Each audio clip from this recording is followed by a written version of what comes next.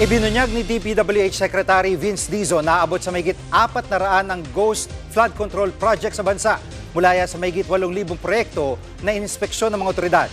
Live mula sa Taguig, nangunguna sa balita si Gerard de la Peña. Gerard, saan bang lugar ang mga pinakamaraming may ghost projects? Jiggy, ayon kay Public Works Secretary Vince Dizon, karamihan sa mga proyektong ito ay matatagpuan sa Luzon at hawak yan ng mga top contractors ng pamahalaan.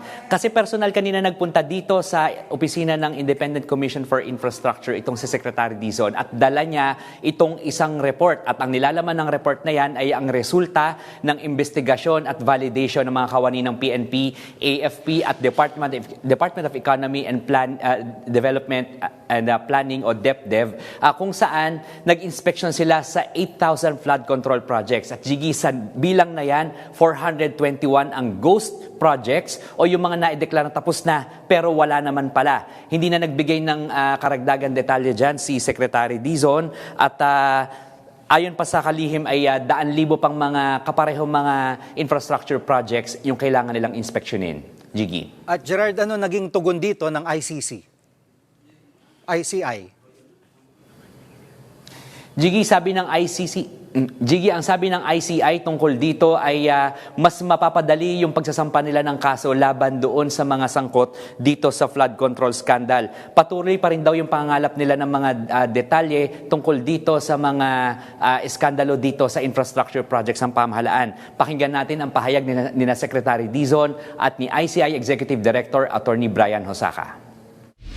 Yung ghost kasi yun ang low-hanging fruit yun. Meaning madaling i-establish yung liability and accountability kapag ghost project. No? Kasi ghost nga. No? Hindi na mahaba yung yung case build-up nun. So mas mabilis tayo hopefully makakapag-file. Kung meron mga ibang distrito, regions na pwede namin tignan, kompleto na yung mga dokumento at mga ebidensya din, puntahan natin yan. No? With this direction now na meron tayong 421 ghost projects, mas mapapadali yan. Jiggy, bukod dito sa flood control project, tutulong na rin daw ang DPWH sa pagsilip dito sa ghost projects ng mga farm-to-market roads. Ito raw ay matapos magbigay ng datos itong si Agriculture Secretary Francisco Chu Laurel. Jiggy.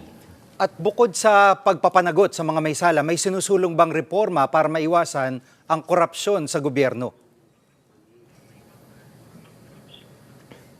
Jiggy, may suhestyon ng ICI sa DPWH. Ito yung pagpapababa ng maximum na amount kung saan obligadong magpa-procure o magpa-bid ang DPWH. Sa ngayon, ang maximum amount para sa district level ay 150 million at 400 million pesos naman sa regional level. At kung maibababa raw ito, ang sabi ng ICI, ay maiiwasan yung mga irregularidad sa pagpapatupad ng infrastructure projects. Ngayon, ang sabi naman ni Dizon tungkol dito ay sisilipin niya itong panukalang ito ng ICI. At ngayon din, Jiggy, maidagdag ko lang, kanina nakausap namin yung bagong special advisor at investigator na si dating PNP Chief Rodolfo Azurin Jr. At kinukwento niya sa amin, kailangan daw niya lumapit sa AFP para makapagbigay ito ng mga karagdagan tauhan na siyang tutulong sa kanya sa pag-imbestiga at pagsilip dito sa iba't ibang infrastructure projects. Yan muna ang latest. Balik sa'yo, Jiggy. Yan pong ulat ni Gerard de la Peña live mula sa Taguig. Mga kapatid, Jiggy Manikad po, pagdating sa mahalagang balita sa loob at labas ng bansa, dapat una sa lahat, mag-follow at mag-subscribe na sa social media pages ng News 5.